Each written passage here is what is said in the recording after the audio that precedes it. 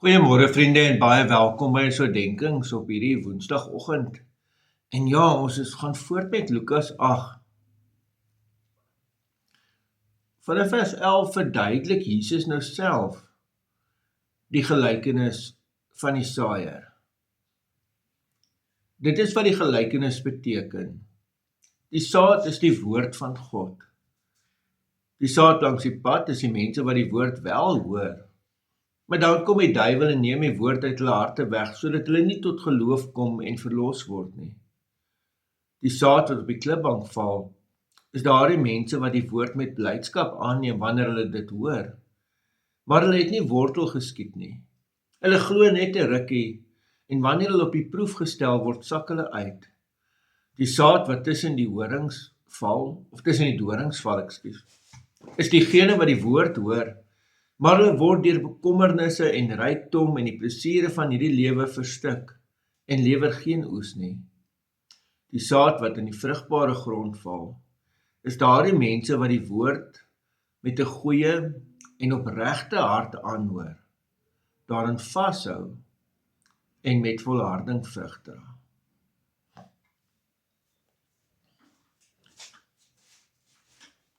Geliefdes, wanneer ek hierdie gedeelte lees, altyd dan besef ek maar, hierdie is 'n preek van die Here Jesus, 'n preek wat hy ook verduidelik.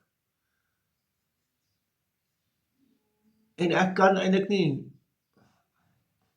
of kom ek sê dit anders, ek moet eintlik nie iets daar byvoeg nie. Dit help my verstaan hoekom sekere mense net nie hulle steur aan die woord nie, hoekom sekere mense baie gou opgee. En dit laat my bid. Dit laat my bid dat my hart vrugbare grond sal wees. En ek hoor 'n woord wat ek baie in die Bybel hoor. Volharding.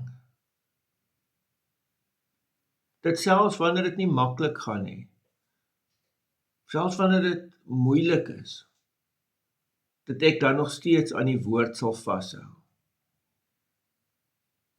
Kom ek en jy bid hieroor, ook in ons eie lewens. Amen. Here almagtige God, ja, ek bid vir my eie lewe, maar ook vir mense wat hier luister, dat ons harte sal oop wees, dat ons harte vrugbare grond sal wees. Ja, Here, sodat ons regtig kan hoor en regtig kan volhard in U woord. In die naam van ons Here Jesus Christus. Amen. Vriende, mag jy 'n baie mooi en mag jy 'n baie geseënde dag hê. Totsiens.